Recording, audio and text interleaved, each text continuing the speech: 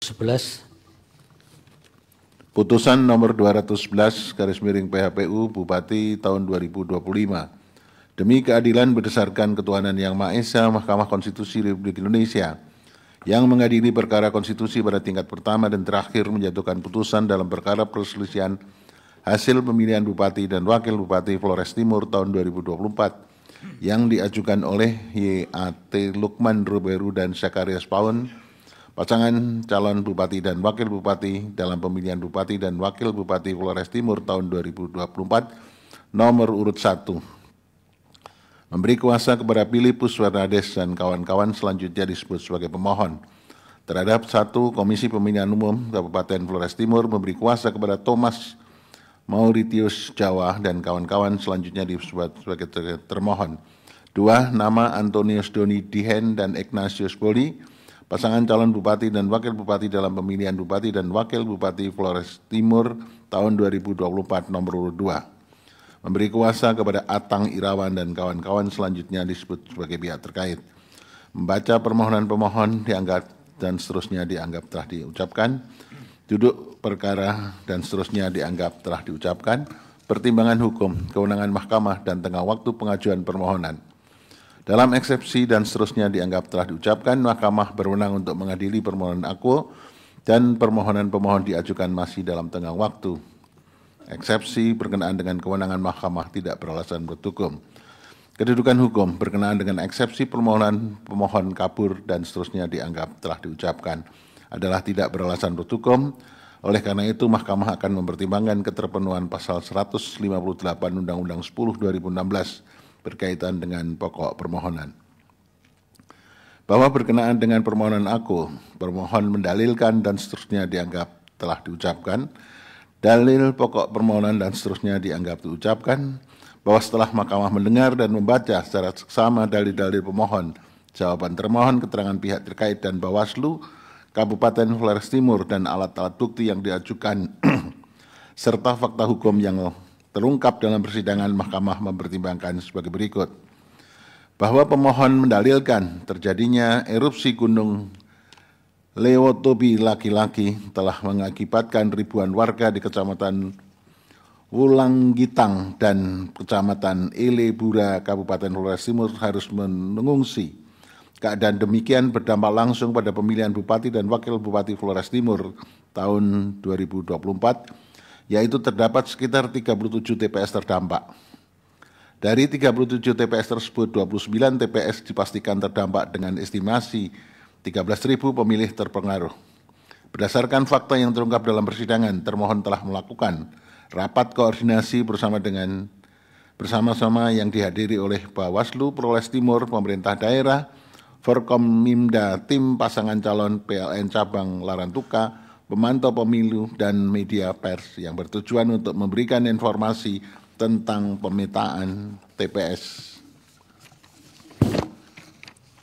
relokasi. Hasil koordinasi tersebut antara lain sebagai berikut dan seterusnya dianggap telah diucapkan. Bahwa terhadap penyampaian formulir C pemberitahuan kepada pemilih di TPS relokasi, KPPS melaporkan banyak pemilih di lokasi pengungsian yang tidak ditemui dan seterusnya dianggap telah diucapkan. Namun oleh karena pemerintah Kabupaten Flores Timur juga sedang fokus memfasilitasi kendaraan untuk memulangkan pengungsi dan dari Kabupaten Sika, maka termohon diminta untuk berkoordinasi dengan jajaran Komisi Pemilihan Umum Flores Timur di kecamatan untuk membantu memfasilitasi pemilih ke TPS relokasi dan seterusnya dianggap telah diucapkan.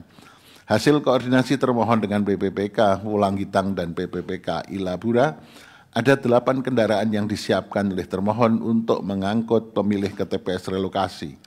Lebih lanjut, pada tanggal 27 November tahun 2024 pagi, penyelenggara pemilihan tingkat kecamatan dan desa mengumumkan tentang fasilitas kendaraan tersebut dan mengajak pemilih memberikan hak pilihnya di lokasi TPS yang telah disiapkan. Dengan demikian, berkenaan dengan persoalan pemilih pengungsi di TPS relokasi, ternyata termohon telah berkoordinasi dengan pemerintah Kabupaten Flores untuk menyiapkan kendaraan yang bertujuan untuk memfasilitasi pemilih ke TPS. Bahwa berkenaan dengan banyaknya pemilih di Kecamatan Wulanggitang dan Kecamatan Ilebura yang tidak memberikan hak pilihnya pada saat pemungutan suara pada tanggal 27 November 2024 karena tidak mendapat formulir model C pemberitahuan KWK sehingga partisipasi pemilih menjadi rendah dan seterusnya dianggap telah diucapkan. Lebih lanjut, menurut Mahkamah, termohon telah berupaya untuk mendistribusikan formulir model C pemberitahuan KWK kepada pemilih di Kecamatan Wulanggitang dan Kecamatan Ilabura. Namun formulir model C pemberitahuan KWK tidak seluruhnya terdistribusi dikarenakan alasan pemilih telah meninggal, pindah alamat, domisili, pindah memilih, pemilih tidak dikenal, berubah status atau karena tidak berada di tempat dan tidak terdapat keluarga atau orang terpercaya yang dapat dititipi surat panggilan dimaksud dan seterusnya dianggap telah diucapkan.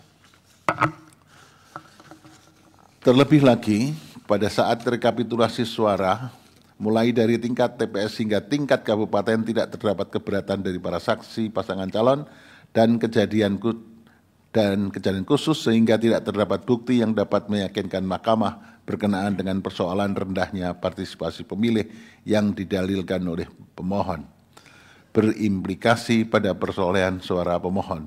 Dengan demikian, dalil permohonan pemohon aku tidak beralasan menurut hukum.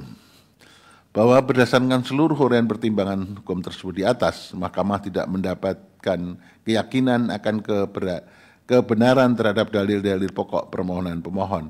Oleh karena itu, terhadap permohonan aku tidak terdapat alasan untuk menunda keberlakuan pasal 158 Undang-Undang 10/2016 yang berkaitan dengan kedudukan hukum pemohon dan seterusnya dianggap telah diucapkan.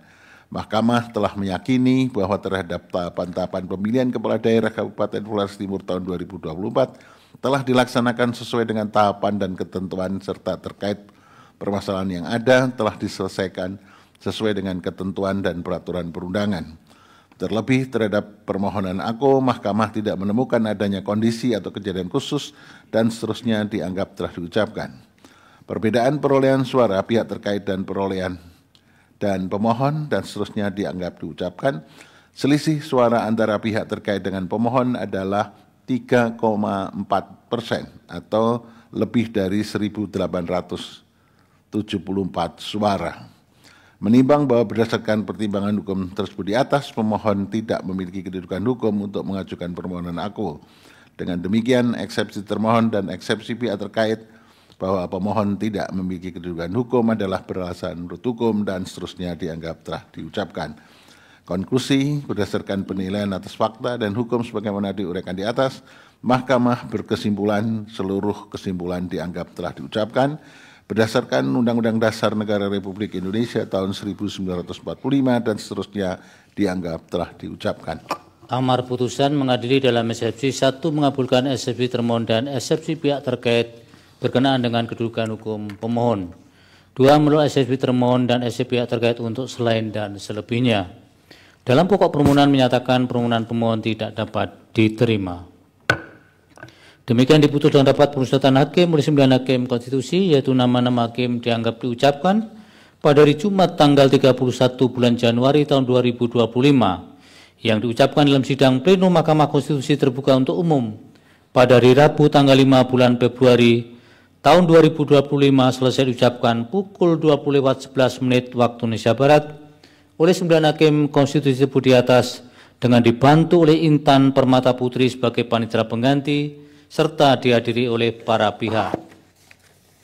Dilanjutkan.